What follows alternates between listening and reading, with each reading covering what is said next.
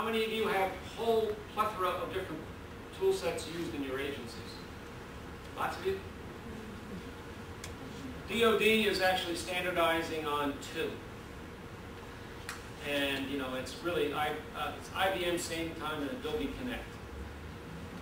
The notion here is if you use it in garrison or in the continental United States, you know the facility of it.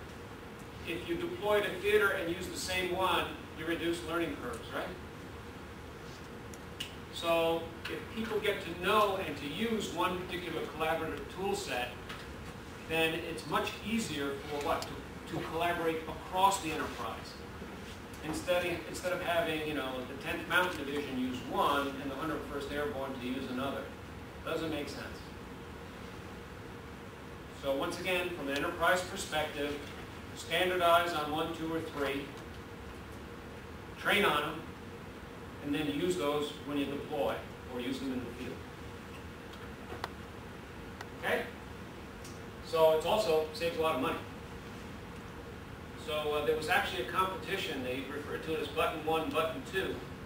Those 2 pieces of software that I mentioned that the Defense Information Systems Agency put out across DoD. We're saying, let the market decide. In other words, let the customers decide which ones they want. So they actually almost have an open competition within the Department of Defense of what collaborative tool sets they're going to standardize on. They didn't say we had the infinite wisdom to do that. Let the market do it, meaning us, customers. Principle 9, open architectures. Goes without saying.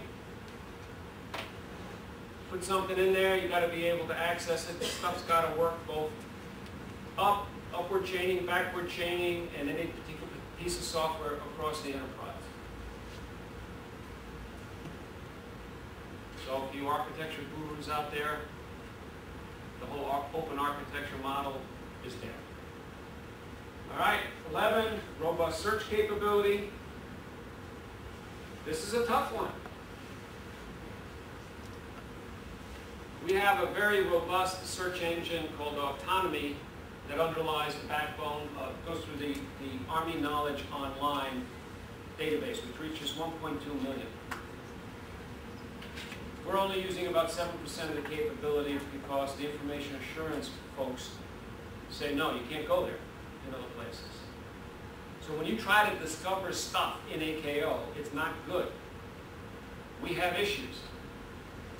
When this document has to go up for clearance, you have to put what's known as a Form 5 on it, which is this convoluted piece of paper that you have to know how to put it together and put it up. When I tried to find the Form 5, what did I do? I went to Google and I put in Form 5. I got it. If I put Form 5 into AKO using its search engine, it didn't work. That's dumb as a box of rocks, okay? So do we have to resolve that? Yeah. We have a principle to resolve it, but we don't do it yet, okay? We're not saying that all of these are in operation. These are kind of like a future state kind of thing. And the last one, portals that permit single sign-on and authentication.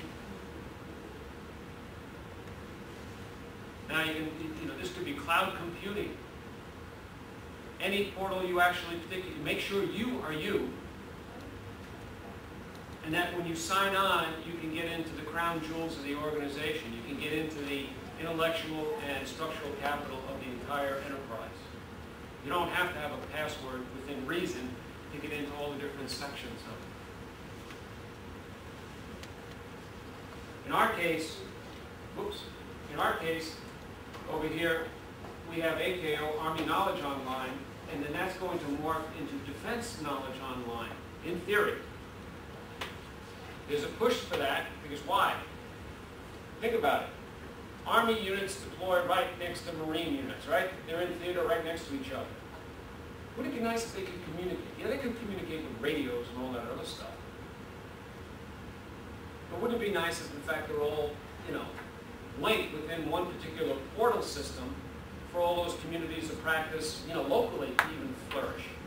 Do we have that now? No. So think about this notion of enterprise And you notice up here it says global enterprise, including partners, not just coalition partners, it could be NGOs. So once again, the words were chosen very carefully here. It could be contractors, whoever they are, whoever you want to let into the tent.